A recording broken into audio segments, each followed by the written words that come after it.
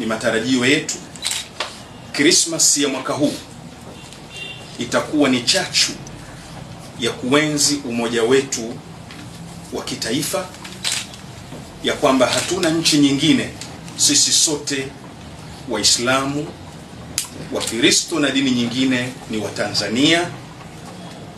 Itakuwa ni chachu ya kuenzi umoja wa dini zetu na mshikamano tuliokuwa nao wa dini zetu zote hapa Tanzania. Lakini pia Christmas ya mwaka huu iwe ni sababu ya kuwaasa vijana na kuwaongoza vijana kwenye kutambua umuhimu wa nchi yao na kuwa wazalendo na kuipenda nchi yao.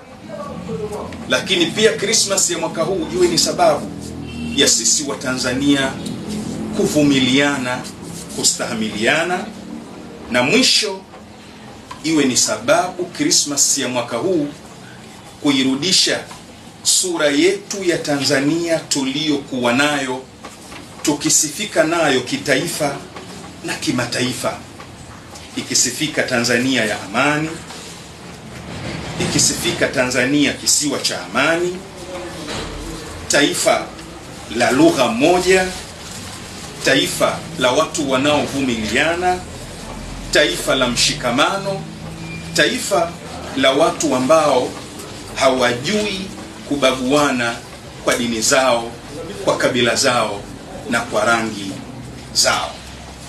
Na muomba Mwenyezi Mungu Subhanahu wa Ta'ala kwa baraka ya mwezi huu wa Rajab, Christmas hii ipite salama salmini.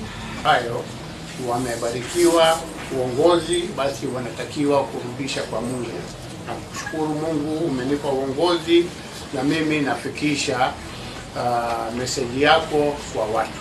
Mungu hawezi kaongea na shehe wewe, lakini anaongea kupita kwa shehe, anapita kutoka kwa padri. Sasa Mungu hapendi watu wanagombana, Mungu hapendi fitna. Kwa hiyo mashehe wale ambayo wanaleta fitna na wanafanya nini, watamjibu Mungu. Lakini kazi yako ni kuongoza, sio kupotosha. Sasa unapokuwa msikitini au unapokuwa kanisani, unapoanza kupotosha, basi wewe utamjibu